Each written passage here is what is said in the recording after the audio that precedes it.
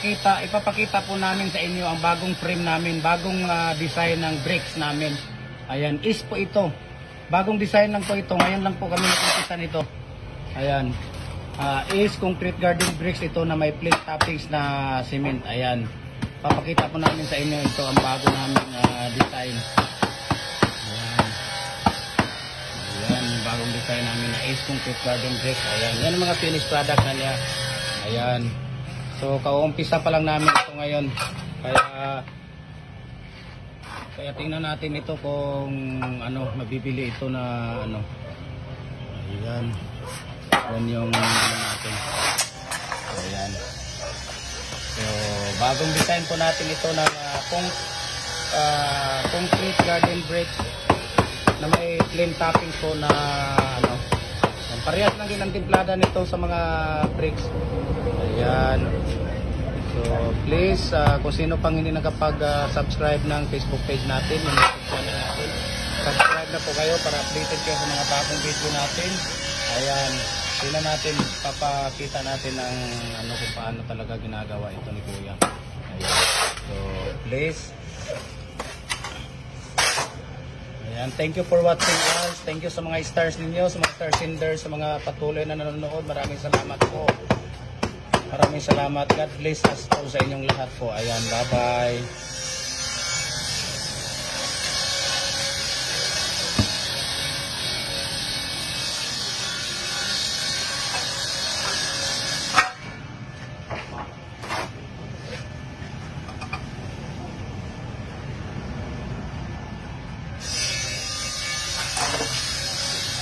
Wala yung video na itong bar na po ba? Malaking bar? Wala pa tayong video doon sa malaking bar.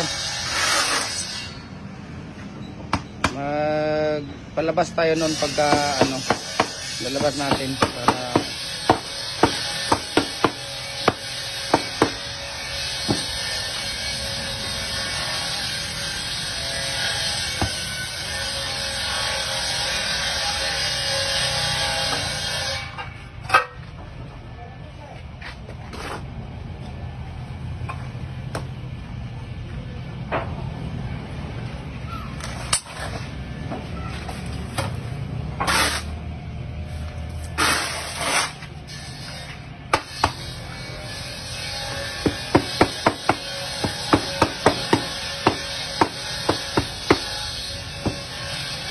kailangan talaga ang technique din dito, no? Kailangan talaga ang hollow blocker mo may experience kasi ang pag-mix nito hindi rin basta-basta siya na i-mix dahil yung iba hindi titigas. Ayan, masayang lang din yung pag nag-mix kayo ng walang experience sa paggawa talaga ng hollow block or yung mga concrete product na garden bricks.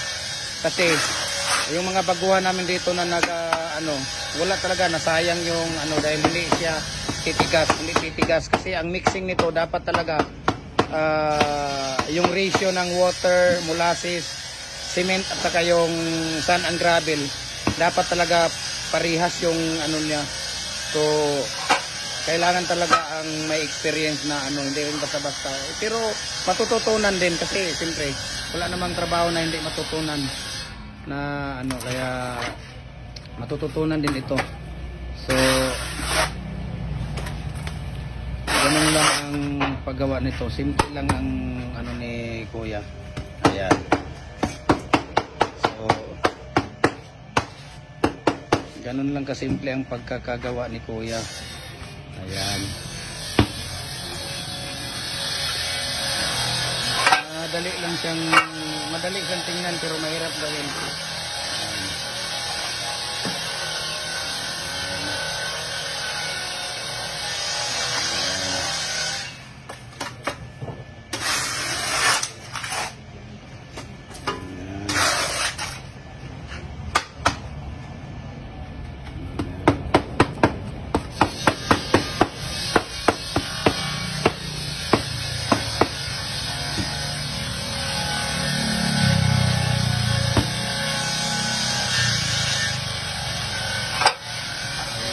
Thank you so much for watching. Follow na rin kayo sa Facebook page natin sa YouTube channel. And maraming salamat po. God bless us all. Bye bye sa inyong lahat.